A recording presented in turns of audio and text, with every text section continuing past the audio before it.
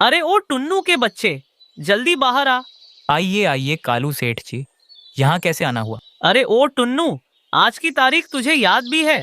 आज किराया देने की तारीख है। तूने 4 महीने से किराया नहीं दिया। अभी के अभी मुझे किराया दे, वरना यहाँ से बाहर निकल। नहीं नहीं सेठ जी, ऐसा मत कीजिए। हमको और थोड़ी सी मोहलत दे दीजिए। मेरी बहू रानी को अभी अभी छोटी सी बच्ची हुई है। हम बच्ची और माँ को लेकर इतनी ठंड में कहाँ कहाँ जाएंगे। ये ड्रामा तो तुम्हारा हर महीने का हो गया है। इससे अच्छा तो मैं नया किराएदार रख लूं। ऐसा मत कीजिए सेठ जी, मैं अपनी बूढ़ी माँ, बीवी और छोटी बच्ची को लेकर कहाँ जाऊँगा? वो सब तू देख, ये मेरा परिवार नहीं है। फिर सेठ कालू कौआ टुन्नू को उसके परिवार के साथ घर से बाहर निकाल देता है। वे सब कुछ कपड़े और थोड़ा खाना लेकर ठंडी हवाओं में घूम रहे थे। हे ऊपर वाले, कितनी ठंड पड़ रही है। मुझसे ये ठंड बर्दाश्त नहीं हो रही। आप सब हिम्मत रखिए, हमको इस मुश्किल वक्त से बाहर निकलना ही होगा। वो देखिए, वहाँ बड़ा सा पेड़ नजर आ रहा है।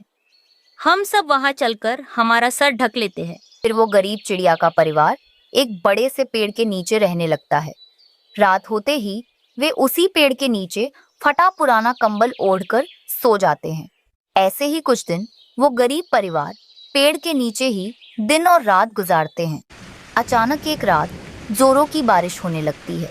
टुन्नू जी, ये क्या बारिश हो रही है? कहीं इस बारिश में माजी और गुड़िया बीमार पड़ गए तो? हमारे पास दवाई पानी के लिए भी पैसे नहीं हैं। हाँ रानो, तुम सही कह रही हो। माँ चलिए, यहाँ से कहीं और चलते हैं। मगर कहाँ बेटा, हमारे पास रहने के लिए ठिकाना ही नहीं है। अब हम कहाँ जाएंगे? माँ, मैंने आते समय एक शौचालय देखा था। अब जंगल के पक्षी उस शौचालय को इस्तेमाल नहीं कर रहे हैं। हम चलकर उधर ही रहेंगे। पापा, हम शौचालय में कैसे रहेंगे? छी, वहाँ से बदबू आती है। हाँ गुड़िया, वहाँ रहना बहुत मुश्किल है, लेकिन हम सब अब कुछ भी नहीं कर सकते। हमको वहाँ अब रहना ही पड़ेगा। फिर रानो चिड़िया शौचालय के अंदर जाकर वहाँ की अच्छे से सफाई करती है, लेकिन वहाँ की बदबू वैसे ही रहती है। वे सब उसी बदबू में रात गुजारते हैं। गुड़िया, तुम दादी माँ का ध्यान रखना। हम कुछ काम ढूंढ कर आते हैं और खाने के लिए भी कुछ लेकर आते हैं। फिर पति पत्नी आसपास के घरों में काम ढूंढने निकल जाते हैं। तभी एक घर की मालकिन लूसी कबूतरी रानो चिड़िया से कहती है, अरे अरे, तुम वही हो ना जो सामने वाले शौचालय में रहती हो? तुम सब वहाँ सोते हो? लेकिन वो तो हमारी मजबूरी है। अगर आप हम दोनों को कुछ काम दे देंगी तो हम किराए के घर में रहेंगे। छी छी छी, नहीं नहीं, तुझे तो मैं अपने घर में घुसने भी ना दूं। छी, कितनी गंदी बदबू आ रही है तुझसे। उन सब का शौचालय में रहना किसी को पसंद नहीं आता, जिस कारण उन्हें कोई काम नहीं देता। रानो चिड़िया अपने घर से बचा कुछ आटा लाकर रोटियां बनाती है। फिर सभी एक एक रोटी खाकर कंबल ओढ़कर सो जाते हैं। सुबह होते ही पति पत्नी फिर से काम की तलाश में निकलते हैं। तभी झाड़ियों में पड़ा घायल कबूतर नजर आता है। टुन्नू जी, ये कबूतर तो जिंदा है। इसकी अब भी सांसें चल रही है। जल्दी से चलिए, हम इसको हॉस्पिटल ले जाते हैं। दोनों मिलकर घायल कबूतर को हॉस्पिटल ले जाते हैं। वो दोनों उस दिन कबूतर ठीक होने तक वहीं रहते हैं। तभी कबूतर की पत्नी लूसी कबूतरी वहां आती है। आपका बहुत बहुत धन्यवाद। इस जमाने में कोई किसी की मदद नहीं करता है। आप दोनों वही हो ना जो शौचालय में रहते हो? शौचालय में? मगर तुम सब शौचालय में क्यों रहते हो? वो तो बहुत ही गंदी जगह है। क्या बताऊं कबूतर भैया, हम जैसे गरीबों पे मुसीबत का पहाड़ टूट पड़ा है। तुम दोनों चिंता मत करो, मेरे पास एक बहुत बड़ी फैक्ट्री है। मैं टुन्नू को उसमें अच्छी नौकरी दूंगा। और हाँ, तुम सबको अब शौचालय घर में रहने की ज़रूरत नहीं है। मेरा एक पुराना घर है, तुम सब उसमें अब आराम से रह सकते हो। और रानो बहन, तुम अब मेरे घर में काम कर सकती हो। मैं तुम्हें अच्छी तनख्वाह दूंगी। आप दोनों का बहुत बहुत धन्यवाद। आप दोनों को पता नहीं आपने हमारी कितनी बड़ी मदद की है। उस दिन के बाद से टुन्नू कबूतर की फैक्ट्री में और रानो चिड़िया कबूतर के घर में काम करने लगते हैं। अब वो सब शौचालय से निकलकर कबूतर के दूसरे घर में रहने लगते हैं। अब उनकी सारी परेशानियां धीरे धीरे खत्म होने लगती हैं और वे सब एक साथ खुशी खुशी रहने लगते हैं। जंगल में गर्मी बढ़ रही थी। रानो की माँ रानो से कहती है, रानू बेटा, जंगल में सभी कह रहे थे कि इस बार कुछ ज्यादा ही गर्मी पड़ने वाली है। पंखे से अब काम नहीं चलेगा। माँ, अगर पंखे से काम नहीं चलेगा तो क्या लाऊं? ऐसी ऐसी होता तो अच्छा होता, लेकिन पैसे कहाँ हैं ऐसी खरीदने के लिए? वही तो, बिजली का बिल देने के लिए ही पैसे नहीं है। कुछ तो जुगाड़ लगाना पड़ेगा। जुगाड़ से पहले काम चलता था, लेकिन अब नहीं चलेगा। बढ़ती गर्मी के बारे में सोचकर सब बहुत परेशान हो रहे थे। रानू चिड़िया बहुत ही जुगाड़ू थी। वो हर मुश्किल का हल निकाल ही लेती थी। रानू चिड़िया जंगल के पक्षियों के घर में काम करती थी। कुछ दिनों बाद धीरे धीरे गर्मी बढ़ने लगी और बाहर काम करना बहुत मुश्किल हो गया था। जंगल के पक्षियों ने बाहर निकलना बंद कर दिया था। सब अपने घरों में रह रहे थे। घर के अंदर भी गर्मी से राहत तभी मिलती है जब घर में एसी हो। गरीब पक्षियों के लिए घर में पंखा होना ही बहुत बड़ी बात है। एक दिन रानू चिड़िया बाहर काम करके घर लौट आती है। वो पसीने से नहा चुकी थी। माँ, एक ग्लास पानी दीजिए, बहुत ही प्यास लग रही है। रानू की माँ रानू को पानी देती है, लेकिन पानी भी बहुत गर्म हो चुका था। ये गर्मी तो हमें जीने नहीं देगी। रानू बेटा, आप इतनी जल्दी कैसे लौट आई? आज काम नहीं मिला क्या? माँ, इतनी धूप में काम करना बहुत ही मुश्किल है। फिर भी मैं काम कर लूंगी, लेकिन काम मिलने के लिए कुछ है ही नहीं। घर से पक्षी बाहर निकल ही नहीं रहे हैं। रानू बेटा, ये तो बहुत गड़बड़ हो रहा है। काम के बिना पैसे कैसे आएंगे? वही तो माँ, हालत तो गरीब पक्षियों की खराब है। अमीर पक्षी मस्त एसी में बैठे रहते हैं और उनको पैसे आते रहते हैं। और माँ, आप पंखा बंद ही रखना। काम नहीं मिला तो बिजली का बिल कैसे भरेंगे? रानू पानी पीकर शरीर को ठंडा करने की कोशिश करने लगी। अगले दिन रानू चिड़िया फिर से बाजार में काम ढूंढने के लिए जाती है, लेकिन उसे कुछ काम नहीं मिलता। और तो और दोपहर के 12 बजते ही सारे दुकानें बंद होने लगी थीं। रानू बेटा, घर में आटा भी खत्म हो चुका है। अब हम खाएंगे क्या? माँ, आप चिंता मत करो, मैं आपको भूखा मरने नहीं दूंगी। अभी मैं जंगल जाकर जंगली साग लेकर आती हूँ। हम उससे रोटी बनाकर खाएंगे। रानू चिड़िया तालाब के पास जंगली साग लेने के लिए आ जाती है। वहाँ बहुत तरह के घास थे। कुछ घास बहुत ही छोटे थे, कुछ बड़े। वहाँ जाते ही रानू को शांति मिली। अरे वाह, ये जगह तो कितनी ठंडी है। यहाँ आकर गर्मी का एहसास ही नहीं हो रहा। अब जल्दी से जंगली साग लेकर चलती हूँ, बहुत भूख लग रही है। उस दिन माँ बेटी उस जंगली साग से रोटियां बनाकर खा लेती हैं। कोई है? ये रानू का घर है क्या? हाँ बोलिए, मैं ही रानू हूँ। मैं इलेक्ट्रिक ऑफिस से आया हूँ। आपने 3 महीनों से बिजली का बिल नहीं भरा, इसलिए आज मैं नोटिस लेकर आया हूँ। नोटिस? कैसा नोटिस?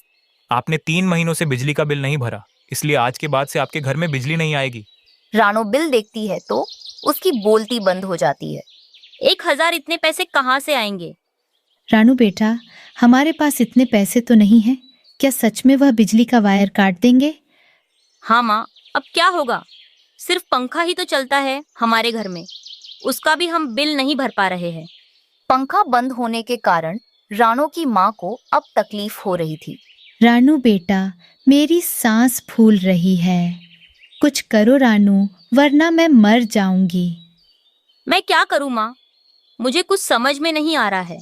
रानू, तुम बहुत जुगाड़ू हो ना? कुछ तो जुगाड़ लगाओ, वरना 2 दिनों में मैं मर जाऊंगी। अगले दिन रानू चिड़िया फिर से जंगली साग लेने के लिए तालाब के पास आती है। अरे ये क्या जादू है, यहाँ आने से गर्मी का पता ही नहीं चल रहा है। गर्मी के वजह से रानू को रातों को नींद नहीं लग रही थी, इसलिए वह अपने लाए हुए पानी की बोतल को घास में रखकर थोड़ी देर के लिए उधर ही सो जाती है। कुछ देर बाद रानू चिड़िया सो के उठ जाती है और लाए हुए पानी को पीती है। ये पानी इतना ठंडा कैसे है? लग रहा है जैसे फ्रिज से निकाला हो। वो अपने पंख से घास को छूने लगती है। उसको बहुत ठंडे लगते हैं। वहाँ से उसे एक उपाय आता है। घास के अंदर ठंडा पानी होता है, इसीलिए घास इतने ठंडे होते हैं, और ये जगह भी इसकी वजह से ही इतनी ठंडी लग रही है। क्यों ना मैं इसी घास से कूलर बनाऊं? घास की वजह से कूलर में से ठंडी ठंडी हवा आएगी और बिजली का बिल भी नहीं भरना पड़ेगा। रानू अपनी माँ को लेकर आती है और दोनों मिलकर बहुत सारा घास इकट्ठा करती है। रानू उस घास से एक बढ़िया सा कूलर बना लेती है उसमें से ठंडी ठंडी हवा आ रही थी। रानू बेटा, तुम सच में कमाल हो। तुमने क्या जुगाड़ निकाला है? माँ, अब तो मैं हर एक गरीब पक्षी की मदद करूंगी। सब पक्षियाँ गर्मी से बहुत परेशान हैं। चिड़ियां अब ढेर सारे घास के कूलर बनाने लगती हैं। जो पक्षी असली कूलर नहीं ले पा रहे थे, वो अब चिड़िया से घास का कूलर खरीदने लगे।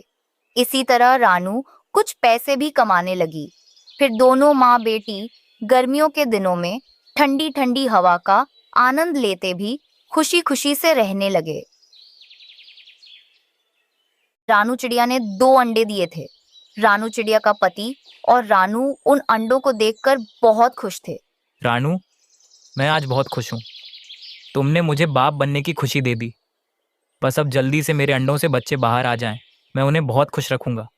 कभी किसी चीज़ की कोई कमी नहीं होने दूंगा। हाँ टुन्नू जी, हम अपने बच्चों को बहुत अच्छे से रखेंगे, अच्छे स्कूल में पढ़ाएंगे, अच्छे संस्कार देंगे और उनकी हर इच्छाओं को पूरा करेंगे। वहीं दूसरी तरफ रानू चिड़िया की सहेली गौरी कौवी ने भी 2 अंडे दिए थे। गोरी, मैं बहुत खुश हूँ कि अब मैं बाप बन जाऊंगा और तुम माँ बन जाओगी। गोरी, जल्दी से बस हमारे अंडों से 2 बेटे कौवे बाहर आ जाएं, फिर मैं सबसे पहले उन्हें चोरियां करना सिखाऊंगा ताकि जंगल से वे हमारे लिए भोजन चुरा कर लाया करें। ये आप क्या कह रहे हो कालू जी? अंडों से बेटे ही थोड़ी ना निकलेंगे। अगर बेटी निकल गई तो? तुझे पता है जो तू बोल रही है, बेटे ही निकलेंगे। कालू जी, अंडों से जो भी निकले बेटा या बेटी, हमें उसे प्यार से पालना चाहिए। इसी तरह कुछ दिन बीत जाते हैं। रानू चिड़िया के दोनों अंडों से 2 बेटे चिड़े बाहर आ जाते हैं, जिन्हें देखकर वे दोनों पति पत्नी बहुत खुश होते हैं। वहीं दूसरी तरफ कौवों के अंडों से भी 2 बेटियां बाहर आ जाती हैं। ये क्या गोरी, 2 बेटियां, एक भी बेटा नहीं हुआ। मैं तो इन्हें खिलाते खिलाते ही मर जाऊंगा और फिर इनकी शादी के लिए दहेज भी इकट्ठा करना पड़ेगा। देखो कालू जी, अब मेरी बेटियों को कुछ मत बोलो। ये तो ऊपर वाले की देन है। जो भगवान देंगे हमें वही लेना पड़ेगा। और वैसे भी मैं अपनी बेटियों को देखकर बहुत खुश हूँ। हाँ, तू ही तो खुश है, मैं खुश नहीं हूँ। मन तो कर रहा है कि इन दोनों को उठाकर बाहर फेंक दूं। खबरदार कालू जी, अगर तुमने मेरी बेटियों को पंख भी लगाया तो मैं तुम्हारे पंख तोड़कर तुम्हें सबक सिखा दूंगी। गौरी, अपनी हद में रहो। तुम्हारी ये 2 बेटियां पैदा क्या हो गईं? तुम तो मेरा आदर करना ही भूल गए। मैं तो बहुत खुश हूँ कि 2 बेटे हो गए हैं। हाँ टुन्नू जी, लेकिन अगर एक बेटी होती तो वो बुढ़ापे में मेरा सहारा बनती, मेरी देखरेख करती। रानू, ऊपर वाले ने जो दिया है उसी में खुश रहना सीखो। बेटे दिए तो और अच्छा है, ये बुढ़ापे में हमारा सहारा बनेंगे। वे दोनों पति पत्नी एक दूसरे से बहुत प्यार करते थे और अपने बच्चों को देखकर जीते थे। जंगल में रात हो जाती है। कालू जी, जाओ दोनों बच्चों के लिए भोजन ले आओ। मेरी दोनों बेटियां बहुत भूखी हैं। अगर यही बेटे होते तो मैं इनके लिए कब का भोजन ले आता और इन्हें चोरी करना भी सिखा देता। लेकिन बेटियां हैं, इन्हें क्या सिखाऊं? जो कुछ भी ऊपर वाले ने दिया है वही सही किया। अगर बेटे होते तो तुम उन्हें चोर बनाते, फिर वे चोरियां करते और जंगल के पक्षियों को तंग करते। इसलिए अच्छा ही हुआ कि बेटियां हुई हैं। गोरी, जरा तमीज से बात करो। बेटियां हुई तो क्या अच्छा हुआ, बेटे होते तब अच्छा होता। अब तुम देखना, अगली बार जब तुम अंडे दोगी ना तो उनमें से बेटे निकलेंगे। तभी गौरी की बेटी कहती है, मम्मा मम्मा, हमें भोजन दो, हमें बहुत भूख लगी है, हमें कुछ खाने के लिए दो। मैं क्या करूं मेरी प्यारी बेटियों, तुम दोनों भूखी हो, लेकिन तुम्हारे बाप को कोई फर्क नहीं पड़ता। देखो, वो तो आराम से बैठा है, लेकिन तुम्हारे लिए भोजन नहीं ला रहा। लेकिन मम्मा, हमें तो बहुत भूख लगी है, आप हमें कुछ तो खाने के लिए दे दो, नहीं तो हम भूख से मर जाएंगी। गौरी की दोनों बेटियां भूख की वजह से चिल्ला रही थीं। कालू कौवा ये सब देखकर बहुत ज्यादा गुस्सा हो जाता है और वो गौरी को और उसकी दोनों बेटियों को घर से निकाल देता है। ये तुम बिल्कुल भी अच्छा नहीं कर रहे हो। मेरी बेटियों पर इस तरह अन्याय कर रहे हो। बेटियां हुई क्या हुआ, देखना बड़े होकर ये मेरा सहारा बनेंगी और तुम्हारे तरफ देखेंगी भी नहीं। हाँ हाँ ठीक है, जा ले जा अपनी इन दोनों बेटियों को। मुझे नहीं बनाना इन्हें अपना सहारा। और वैसे भी ये अपने लिए तो भोजन ला नहीं पाएंगी, तो तेरे लिए क्या लाएंगी? गौरी अपनी बेटियों को वहां से ले जाती है और पास के एक पेड़ पर घोंसले में रख देती है। वो अपनी बेटियों के साथ वहीं रहने लगती है। सुबह हो जाती है, तब कालू कौवा उसके पास आता है। गौरी चलो, अब बहुत हो गया। तुम इन दोनों को अकेले छोड़ दो और मेरे साथ घर चलो। ये दोनों अकेले रह लेंगी और अपने लिए भोजन वगैरह भी ले आएंगी। तुम यहाँ मत रहो इनके साथ। नहीं नहीं कालू जी, मैं अपनी दोनों बेटियों को छोड़कर कहीं नहीं जाऊंगी।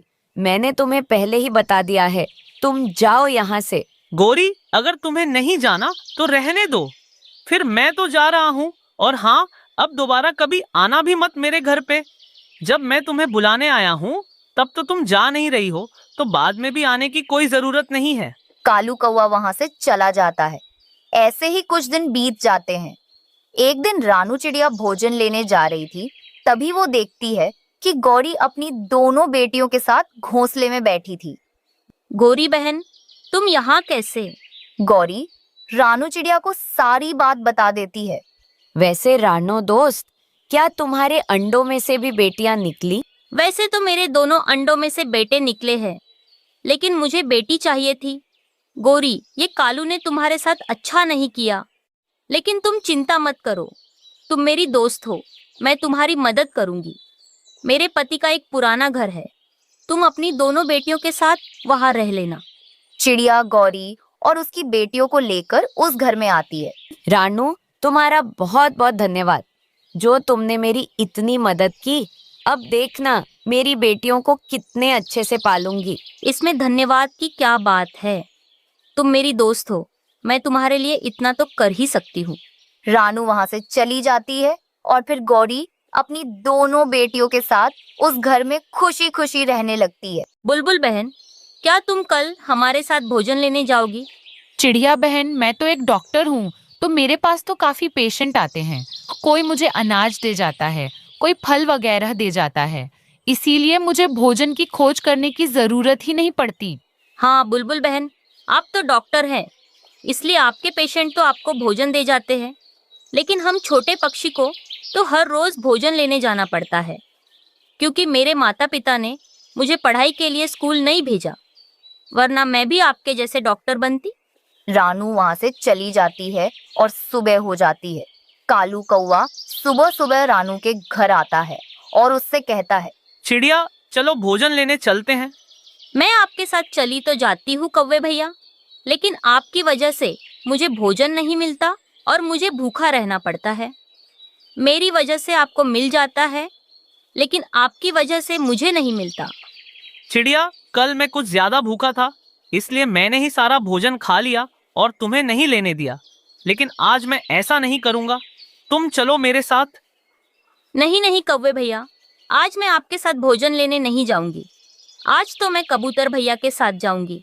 ये सुनकर कौवे के पैरों तले जमीन खिसक जाती है और वो कहता है, चिड़िया अब तो प्लीज मान जाओ, मैं बोल रहा हूँ ना, आज मैं ऐसा नहीं करूँगा। मुझे माफ कर दो, मेरे साथ चलो। कौवा ऐसे चिड़िया के सामने गिड़गिड़ाने लगता है। तब चिड़िया मान जाती है और फिर वो दोनों भोजन लेने जाते हैं। एक जगह उन्हें चावल की बालियां मिल जाती हैं। कालू कौवा जल्दी से उन बालियों को अपनी तरफ खींच लेता है। चिड़िया, अब आगे दूसरी जगह जो हमें भोजन मिलेगा वो तुम्हारा होगा, और अभी ये चावल की बालियां मेरी हैं। कौवे भैया, ये चावल की बालियां मुझे भी बहुत पसंद है। चिड़िया, ये चावल की बालियां मुझे भी बहुत पसंद है। चिड़िया, मुझे बहुत भूख लगी है, मैं बहुत भूखा हूँ, इसलिए तुम ये चावल की बालियां मुझे खा लेने दो। कालू कौवा चावल की बालियां खाने लगता है। चिड़िया बैठी उसके मुंह की तरफ देख रही थी। कौवा सारी चावल की बालियां खा लेता है। फिर वे दोनों आगे जाते हैं। जब वे जंगल में थोड़ा आगे पहुंचते हैं तो वहां उन्हें एक काले फलों का छोटा पौधा दिखाई देता है। ये देखो कौवे भैया, काले फल का पौधा। कौवे भैया, मैं तो ये काले फल खाना चाहती हूँ। हाँ चिड़िया, मैं तो ये काले फल पहली बार देख रहा हूँ, मैं भी खाऊंगा। ये कहकर कौवा काले फल के पौधे से सारे फल तोड़कर अपने पंखों में छिपा लेता है। तब चिड़िया कहती है, ये क्या है कौवे, तुम फिर से मेरे साथ गलत कर रहे हो। चिड़िया, ये काले फल मैंने इसलिए लिए हैं क्योंकि तुम्हें तो फल मिलते रहते हैं, तो तुम खाती रहती हो। तुम क्या करोगी ये फल खाकर? मुझे तो पहली बार मिले हैं, तो इन्हें मुझे ही लेने दो। तुम बहुत बुरे हो कौवे, मुझे तुम्हारे साथ आना ही नहीं था। अब मैं कभी तुम्हारे साथ नहीं आऊंगी, यही सही रहेगा। आज से तुम्हारा रास्ता अलग और मेरा रास्ता अलग। देखो चिड़िया, तुम मेरी बात का बुरा मत मानो, मैं ये सब जानबूझकर नहीं कह रहा हूँ। चिड़िया देखो, मैंने कभी ये फल नहीं खाए हैं, इसलिए मैंने ये फल लिए हैं। और चावल की बालियां मैंने इसलिए खाई थी क्योंकि मुझे बहुत भूख लगी थी। हाँ, मुझे पता था कि तुम मेरे साथ ऐसे ही करोगे, फिर भी मैं तुम्हें एक मौका देना चाहती थी। अब देखो, अगर मैं आगे तुम्हारे साथ जाऊंगी तो जो भी भोजन मिलेगा उसे भी तुम ही छीन लोगे, इसीलिए अब मैं तुम्हारे साथ कभी नहीं जाऊंगी। चिड़िया बहुत ज्यादा उदास हो जाती है। फिर वो अपना रास्ता बदल लेती है और वहां से चली जाती है।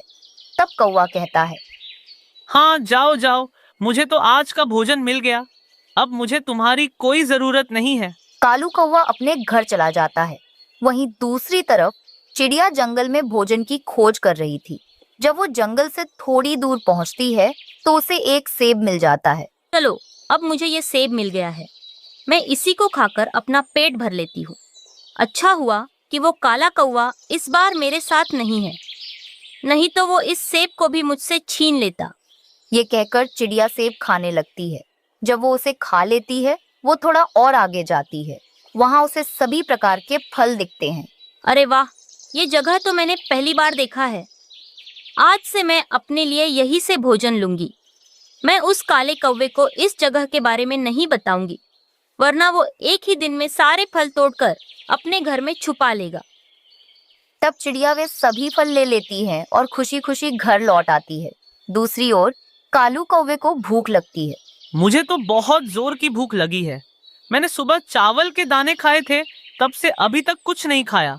ऐसा करता हूँ, ये काले फल खा लेता हूँ। कौवा फल खाने लगता है और पेट भरने के बाद सो जाता है। लेकिन आधी रात को अचानक उठकर कहता है, अरे बाप रे, ये क्या, मेरे पेट में बहुत जोर से दर्द हो रहा है। अब मैं क्या करूं? ऐसा करता हूं, चिड़िया के पास जाता हूं, शायद उसके पास कोई दवा हो।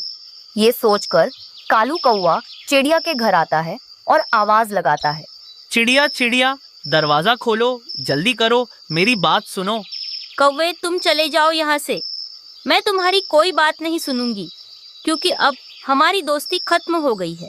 चिड़िया, ऐसा मत कहो, दोस्ती के नाते ना सही, लेकिन पड़ोसी समझकर दरवाजा खोल दो, मेरी मदद कर दो, मेरे पेट में बहुत दर्द हो रहा है। कौवा दर्द के कारण चिल्लाता रहता है, लेकिन चिड़िया दरवाजा नहीं खोलती। कालू ने एक अच्छी और सच्ची दोस्त को खो दिया था। अब वो अपने किए धरे पर पछता रहा था। जंगल में कालू कौवे की जलेबी की दुकान थी। सभी पक्षी कालू कौवे से जलेबियां खरीदकर खाते थे, क्योंकि उसकी जलेबियां बहुत ही स्वादिष्ट होती थी।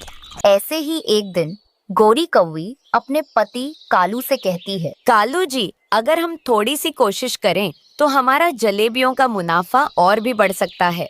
मगर गोरी, वो कैसे?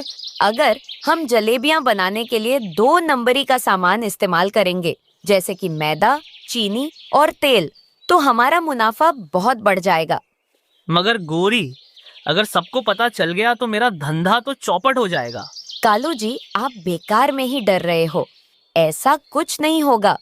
फिर कालू कौवा अगले दिन से नकली जलेबियां बेचना शुरू कर देता है। ऐसे ही कुछ दिन बीत जाते हैं। धीरे धीरे उसके ग्राहक कम होने लगते हैं। अब तो उसकी दुकान पर मक्खियों के अलावा कोई भी ग्राहक जलेबियों के लिए नहीं आ रहा था। उसी जंगल में रानू चिड़िया अपनी 2 बेटियां गुड़िया और छुटकी चिड़िया के साथ रहती थी। रानू घर चलाने के लिए अमीरों के घरों में झाड़ू पोछे का काम करती थी। एक दिन उसकी दोनों बेटियां अपने घर के बाहर खड़ी कालू कौवे की जलेबियों को देख रही थी। छुटकी, वो देखो, कालू अंकल के पास गर्मा गर्म जलेबियां हैं। मेरा तो जलेबियां खाने का बहुत मन कर रहा है। लेकिन गुड़िया बहन, हम तो गरीब हैं। हमारी माँ के पास इतने पैसे नहीं होते कि वो हमें जलेबियां खिला सके। तभी वहाँ पर चिड़िया अपना काम खत्म करके आती है। अरे गुड़िया, छुटकी बेटा, तुम दोनों यहाँ घर के बाहर खड़े क्या कर रही हो? माँ, ये गुड़िया बहन है ना, इसे जलेबी खाने का मन कर रहा है। नहीं माँ, मैंने तो ऐसा कुछ भी नहीं कहा था। छुटकी झूठ बोल रही हैं। गुड़िया बहन, तुम झूठ बोल रही हो। अभी तो तुम जलेबी खाने की बातें कर रही थी। अरे बच्चों, तुम दोनों झगड़ना बंद करो। एक दिन मैं तुम दोनों को जलेबी खरीद कर खिला दूंगी। कुछ दिन बीत जाते हैं। एक दिन गुड़िया अपनी माँ से कहती है, माँ, हम कब तक दूसरों के घरों में काम करते रहेंगे? हमें हर चीज के लिए तरसना पड़ता है। हम कभी अपने मनपसंद का भोजन भी नहीं खा सकते।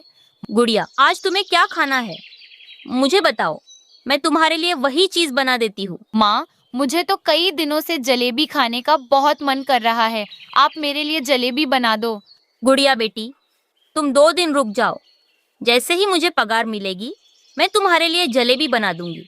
2 दिन बाद चिड़िया जलेबी का सामान ले आती है और अपने दोनों बच्चों के लिए मजेदार जलेबियां बना देती है और अपने दोनों बच्चों को गर्मा गर्म स्वादिष्ट जलेबी खाने के लिए देती है। माँ, ये जलेबियाँ तो बहुत स्वादिष्ट बनी हैं। हाँ माँ, अब आप झाड़ू पोछे का काम छोड़कर जलेबियाँ बनाना शुरू कर दो। जलेबियों की सुगंध से लूसी कबूतरी भागी भागी चिड़िया के घर आती है। रानू, तुम क्या बना रही हो?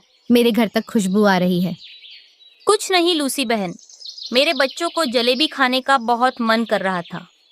सोचा कि घर में ही बना लूं, क्योंकि कालू कौवा तो आजकल नकली जलेबियां बेच रहा है। और तो और कम पैसों में मैंने ज्यादा जलेबियां बना ली है। ये लो, तुम भी खाओ। लूसी मजे मजे से जलेबियां खाने लगती है और उसे बहुत पसंद आती है। वाह रानू बहन, तुमने तो बहुत ही स्वादिष्ट जलेबियां बनाई हैं। ऐसा लग रहा है जैसे किसी हलवाई ने बनाई हो। लूसी बहन, मुझे बचपन में मेरी माँ ने ये जलेबियां बनाना सिखाया था। रानू बहन, मैं कहती हूँ तुम जलेबी की दुकान खोल लो। कालू तो नकली जलेबियां बेच रहा है, तुम्हें अच्छा मुनाफा होगा। लूसी की बातों को सुनकर चिड़िया भी अपना एक जलेबी का ठेला खोल लेती है। आओ आओ पक्षियों, कम पैसों में स्वादिष्ट जलेबी खाओ। उसकी जलेबियों की खुशबू से कई सारे पक्षी वहां पर जलेबी खाने के लिए आते हैं। पहले ही दिन उसकी जलेबियां जंगल में मशहूर हो जाती है। उधर कालू और गौरी नकली चीजों का इस्तेमाल कर रहे थे, इसलिए अब उनकी दुकान बंद हो गई थी। वे दोनों बहुत पछता रहे थे। माँ, ये देखिए, पहले ही दिन हमारे पास कितने पैसे जमा हो गए हैं। कल से आपको और ढेर सारी जलेबियां बनानी होंगी। हाँ गुड़िया, तुम सही कह रही हो। मैं और भी ज्यादा मेहनत करूंगी और जंगल के पक्षियों के लिए स्वादिष्ट जलेबी बनाऊंगी। इस तरह रानू चिड़िया की गरीबी दूर हो जाती है। वो जलेबियां बेचकर अपने दोनों बच्चों के साथ खुशी खुशी से रहने लगती हैं। मैं अपने किक्की बेटे के लिए मीठा फल ले आया हूँ। अब घर चले। मेरे लिए कुछ लाए नहीं हैं आप, और अपने बेटे की बहुत चिंता है। ये लो लूसी, मैं आपके लिए भी बाजरा ले आया हूँ। आप ये बाजरे के दाने खा लो, फिर हम यहाँ से चलते हैं। लूसी ने अभी बाजरे के दाने खाना शुरू ही की थी कि एक पेड़ की बड़ी शाख टूटकर उन दोनों पर गिर जाती है। कबूतर और कबूतरी वहीं मर जाते हैं। घर में बैठा किक्की शाम तक अपने मम्मा और पापा का इंतजार करता है। जब शाम हो जाती है और उसके मम्मा पापा लौटकर नहीं आते तो किक्की डरने लगता है। मम्मा, मम्मा, पापा, मुझे बहुत डर लग रहा है। आप दोनों अभी तक लौटकर क्यों नहीं आए? फिर वहाँ एक पक्षी आता है और किक्की से कहता है, किक्की बेटा, आपके मम्मा पापा मर गए हैं। वे अब कभी भी लौट कर नहीं आएंगे। ये सुनकर किक्की रोने लग जाता है। वो पक्षी वहाँ से चला जाता है। मम्मा, पापा, आप दोनों मुझे छोड़कर कैसे चले गए? अब मैं अकेला कैसे रहूँगा आप दोनों के बिना? रात हो जाती है। रात में किक्की बहुत डरता है। वो डर के मारे अपने घोंसले में छुपकर बैठा रहता है। सुबह होते ही वो अपने घर से निकलता है और अपने पड़ोसी कौवे के पास जाता है। अंकल, कौवे अंकल, मेरे मम्मा पापा मर गए हैं। मुझे रात में अकेले डर लग रहा था। आप मुझे अपने घर में रख ले। पागल कबूतर के बच्चे, एक कौवा एक कबूतर को नहीं पाल सकता। जाओ जाओ, तुम कहीं और जाओ, किसी कबूतर के पास जाओ। रोता हुआ किक्की वहां से चला जाता है। फिर वो तोते के पास जाता है अंकल, कबूतर अंकल, मेरे मम्मा पापा मर गए हैं। मैं दिन तो गुजार लेता हूँ, लेकिन रात के वक्त मुझे बहुत डर लगता है। रात के वक्त आप मुझे अपने घर में रख ले। बेटा, तुम्हारे जैसा मेरा भी एक बेटा है और मेरा घर तो बहुत छोटा है। मैं तुम्हें अपने घर में तो नहीं रख सकता। हाँ, मगर मैं तुम्हारे लिए भोजन ला दूंगा। नहीं अंकल, भोजन तो मैं अपने लिए ढूंढ लूंगा, लेकिन रात से मुझे बहुत डर लगता है। फिर किक्की आगे बढ़ता है और चिड़िया के पास जाता है। आंटी आंटी, चिड़िया आंटी, मेरे दोनों मम्मा पापा मर गए हैं। मुझे अकेले घर में बहुत डर लगता है। प्लीज मुझे आप अपने घर में रख ले। ऐसे नहीं डरते बेटा, बहादुर बनते हैं। जिंदगी में दुख और सुख आते जाते रहते हैं। चलो, आप मेरे साथ मेरे घर चलो। मम्मा, ये कौन है? कुक्कू बेटा, इसके मम्मा पापा मर गए हैं। ये अकेला डर रहा था और मैं इसे अपने साथ घर ले आई हूँ। दोस्त, बहुत अच्छा हुआ। मैं आपको अपने साथ अपने घोंसले में सुला लूंगा। क्या आप मुझसे दोस्ती करोगे? जंगल के सब पक्षियों ने मुझे डांटा, किसी ने भी मेरी मदद नहीं की। आप बहुत अच्छे हैं। बेटा, इस जंगल में किसी के पास इतना समय नहीं कि दूसरों को दे, मगर आप चिंता न करें, मैं आपको अपने बेटे की तरह ही रखूंगी। फिर उस रात किक्की कुक्कू के साथ उसके घोंसले में सो जाता है और मीठी नींद सोता है, क्योंकि आज उसे डर नहीं लग रहा था। दूसरे दिन मम्मा चिड़िया कुक्कू और किक्की को साथ लेकर भोजन लेने जाती है। बेटा, आप ये बाजरे के दाने खा लो, क्योंकि सभी कबूतर बाजरा बहुत शौक से खाते हैं। मेरे पापा भी मेरे लिए बाजरे के दाने लाया करते थे। मुझे बाजरे बहुत पसंद है। फिर किक्की जी भर के बाजरे के दाने खा लेता है। आप दोनों यहाँ खेलो और मैं दाना ढूंढ कर ले आती हूँ। मम्मा, जल्दी आना। फिर मम्मा चिड़िया दाना लेने चली जाती है।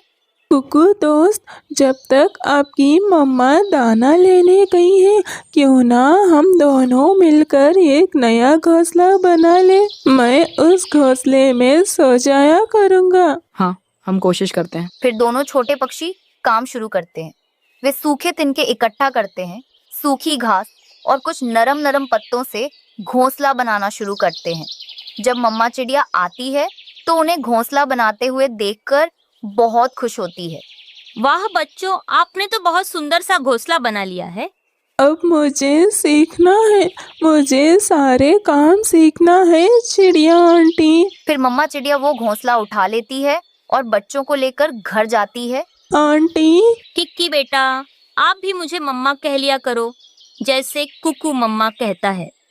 ये सुनकर किक्की खुश हो जाता है और अपनी मम्मा चिड़िया के गले से लग जाता है। चिड़िया, ये तुमने किस चीज़ का पौधा लगाया है? मैंने तो ये पौधा आज से पहले कभी नहीं देखा। तोते भैया, सच बताओ तो मैंने भी इस पौधे को पहली बार ही देखा है। मुझे भी नहीं पता कि ये नन्हा पौधा किस चीज का है। अब तो हमें इस पौधे के बड़े होने का इंतजार करना पड़ेगा, तभी पता चलेगा कि ये किस चीज़ का पौधा है। कुछ समय बीत जाता है और वे नन्हा पौधा बड़ा हो जाता है। अब उस पर फल भी लग गए थे। चिड़िया, ये किस फल का पेड़ है? इसके फल तो बहुत सुंदर लग रहे हैं। मैं भी इस फल से अनजान हूँ। मैंने भी ये फल आज पहली बार ही देखा है। आप दोनों चिंता मत करो, मैं अभी इस फल को खाकर बताता हूँ कि इसका स्वाद कैसा है। नहीं नहीं कालू जी, मैं आपको इस फल को नहीं खाने दूंगी। क्या पता ये जहरीला फल हो। हाँ हाँ कालू भैया, गोरी बहन एकदम ठीक कह रही है। अभी आप इस फल को मत खाइए, जब तक कि हमें इसकी पूरी जानकारी नहीं मिल जाती। ये कहकर रानू चिड़िया भोजन की खोज में चली जाती है और गोरी वहीं बैठी कुछ सोचने लगती है। मैं सोच रही हूँ कि क्यों ना हम इस फल को ले जाकर रानू की बेटी को खिलाएं। अगर रानू की बेटी इस फल को खाकर मर गई तो हम समझेंगे कि ये जहरीला फल है, और अगर वो इसे खाकर नहीं मरी तो हम भी इस फल को पेट भरकर खा पाएंगे। हाँ गोरी, ये ठीक है। चलो हम जल्दी से फल लेकर रानू की बेटी के पास चलते हैं। कहीं ऐसा ना हो कि रानू भोजन लेकर आ जाए। फिर वे दोनों पति पत्नी एक फल लेकर गुड़िया के पास आ जाते हैं। गुड़िया बेटी, ये लो, ये फल तुम्हारी मम्मा ने भेजा है। उन्होंने कहा था कि मेरी बेटी भूखी होगी तो उसे ये खिला देना। चलो अब तुम जल्दी से इस फल को खा लो। नहीं आंटी गौरी, मुझे तो कोई भूख नहीं लगी। और मेरी मम्मा क्यों नहीं आई भोजन लेकर? आज तुम्हारी मम्मा को आने में देर हो जाएगी, इसलिए चिड़िया बहन ने ये फल तुम्हें देने को कहा है। अगर तुम्हें नहीं खाना तो कोई बात नहीं, हम इसे अपने साथ ले जाते हैं। ये सुनकर गुड़िया को विश्वास हो जाता है और वे फल खा लेती है। देखो कालू जी, इस गुड़िया को तो कुछ भी नहीं हुआ। इसका मतलब ये फल जहरीला नहीं है। हाँ गौरी, मुझे भी ऐसा ही लगता है। गुड़िया बेटी, ये फल तुम्हें कैसा लगा? गौरी आंटी और कालू अंकल, ये फल तो बहुत मीठा है और ये मुझे बहुत अच्छा लगा।